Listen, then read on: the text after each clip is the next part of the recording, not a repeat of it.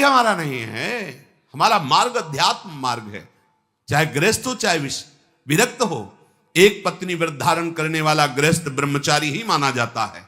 जो केवल संतानोत्पत्ति के लिए गृहस्थ क्रिया करता है उसे ब्रह्मचारी ही माना जाता है। नाम जप करते हुए अतिथि सेवा, परिवार का पोषण, वो साधु ही माना जाता है।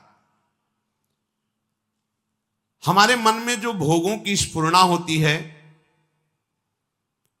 उसके कई कारण होते हैं। एक तो होता है संचित पाप राशि जो पूर्व में जमा है, प्रायः इसी से भोग स्फुरणाएं होती। दूसरा संग से होती। आपकी पाप राशि से स्फुरणा ना हुई तो कोई भोगी पुरुष ऐसा मिला, परमाणु होते हैं। पूज्य श्रीधर बाबा की कुटिया में जब जाते थे, आप सच्ची मानिए, घुसते ही ऐसा लगता जैसे मशीन फिट कर दी गई हो। मंत्र एकदम रफ्तार से चल पड़ता। और जे 8 बजे रात्रि के जाते थे चरण चापने, जे ही उनके चरणों को स्पर्श करते ऐसा लगता हम किसी दिव्य भावलोक में बैठे हैं। क्यों? उनके परमाणु। नाम जापक संत, रात दिन नाम जापक, ऐसे परमाणु उनकी हर वस्तु में, कोई भी वस्तु उनकी छुओ के एक दिव्यता थी उसमें। ऐसे ही जैसे वो रात दिन भजन में लगे तो उनकी हर वस्तु में परमाणु, ऐसे ही रात दिन जो भोगों में लगे उनकी हर वस्तु में भोग के परमाणु हैं। सावधान, उनके आसन पर बैठना, उनकी थाल में पाना, उनका स्पर्श होना, उनका संभाषण होना, उनसे मित्रता करके उनका चिंतन करना, ये भोगों को बढ़ावा देना होगा। इसी को विपरीत देखो संतों के प्रति, उनके समीप बैठना, उनका जूठन पाना, उनको देखना, उनसे संभाषण करना, भजन का बढ़ावा होगा। देख लेना। पूर्व संचित पापों से जो स्फुरणा होती है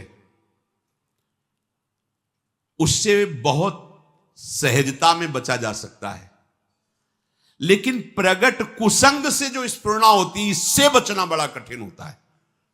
पूर्व पापों से स्फुरणा सबके हृदय में होती है जब तक भगवत साक्षात्कार नहीं हो जाता। वो बार बार आकर्षित करता रहता है संसार का राग। और अगर कहीं कुसंग मिल जाए फिर क्या कहना है? फिर तो जो स्फुरणा थी संकल्प बनेगा, संकल्प क्रिया बन जाएगी, क्रिया होते ही अध्यात्म अंतर्ध्यान हो जाएगा, अध्यात्म मार्ग ही नहीं रहेगा। इसलिए कर्म राशि की तो तुम चिंता मत करो, उसे तो भस्म करने के लिए शरणागति समर्थ है। लेकिन कुसंग से बचने के लिए तुम्हारे ऊपर पूरा भार है। कुसंग से तुम बचो। बरुभल बास नरक करताता, दुष्ट संग जनि दे विधाता। गंगा किनारे भ्रमण जब कर रहे थे तो तरी घाट है, उसके आगे हम जा रहे थे। नया शरीर और वैराग्य, ना कमंडल, ना बिस्तर, ना कोई, भीषण सर्दी का समय। एक मार्किन नीचे पहने लाल रंग से गेरुआ, बस लंगोटी, और एक मार्किन बस ऊपर, कोई नहीं, कोई कमंडल नहीं, कुछ नहीं। रोम रोम हर समय सर्दी से व्याप्त रहता। भोजन की व्यवस्था जहां ठाकुर जी कर दें। तो माह के महीने में रामनगरिया लगती गंगा किनारे। जैसे माघ मास में वहां प्रयाग में, ऐसी जगह जगह मान लो 10,000, फिर 10,000, ऐसे 2-4 किलोमीटर ऐसे ऐसे नगर जैसे बन, रामनगरिया उनको कहते हैं। किनारे से चलने पर वो मिलते हैं।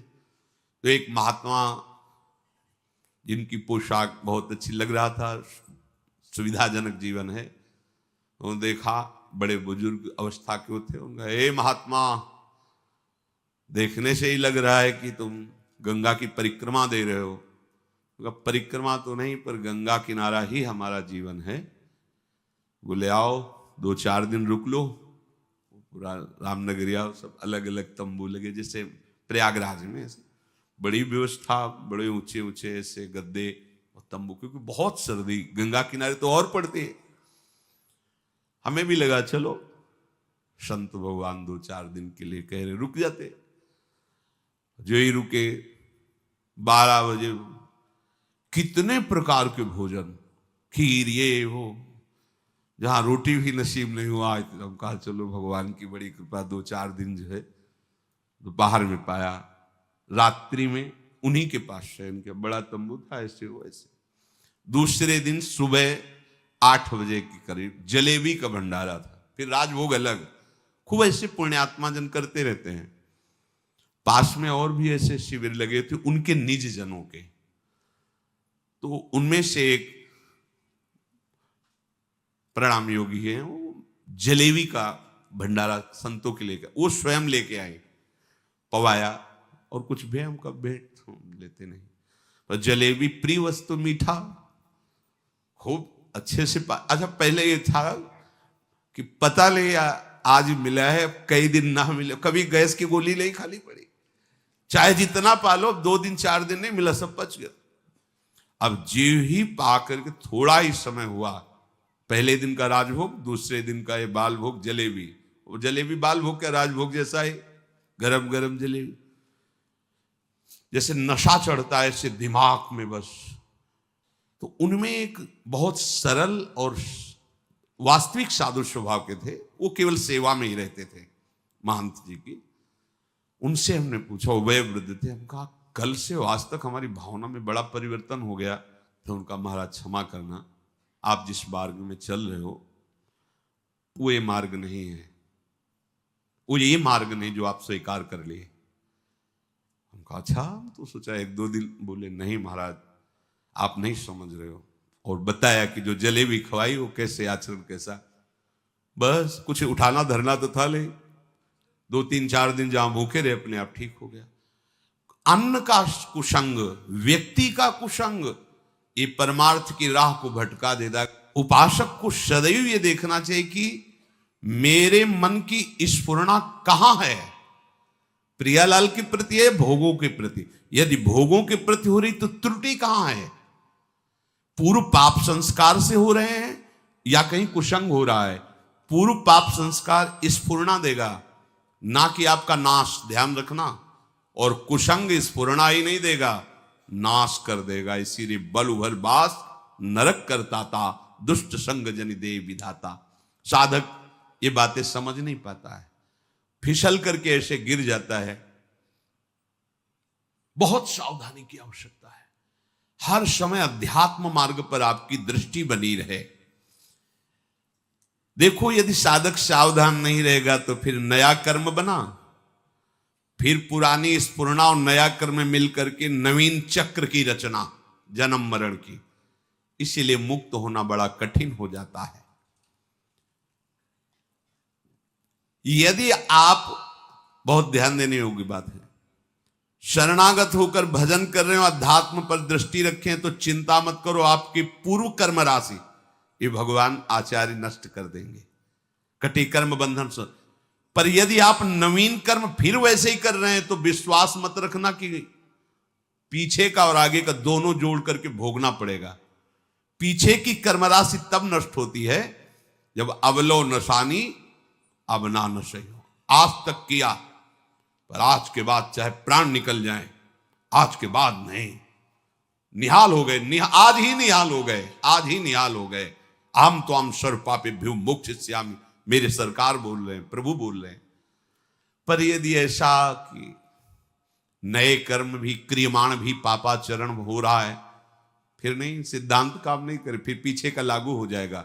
फिर आप कहोगे कि अध्यात्म में उन्नति नहीं हो रही, कोई लाभ नहीं मिल रहा, कोई सुख नहीं मिल रहा, क्योंकि आप गलती कर रहे हो। चलनी में गैया दुहे और दोष दैव को दे। देखो आपके पीछे के कर्म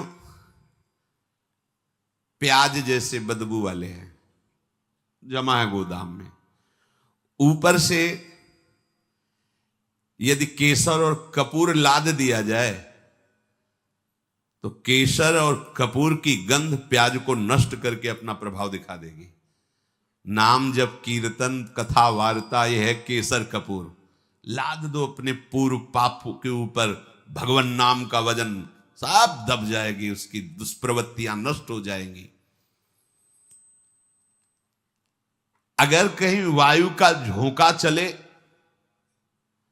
और कपूर खुला रह जाए तो उड़ जाएगा, फिर प्याजे की गंध रह जाएगी। माया का झोंका चला और आप अपने यश कीर्ति में, अपनी बड़ाई सम्मान प्रतिष्ठा में, भजन में कमी, मान सम्मान प्रतिष्ठा में बह गए तो उड़ गया कपूर। अब बचा प्याज है, उसकी दुर्गंध शुरू हो जाएगी। कितना महापुरुषों ने सूक्ष्मता से अनुभव किया है। इसलिए ध्यान रहे कि इस माया की वायु का प्रवेश आपके हृदय में ना होने पर नहीं दुर्गंध ही रह जाएगी, केसर कपूर की गंध नहीं रह जाएगी। ये माया के प्रवाह का तूफान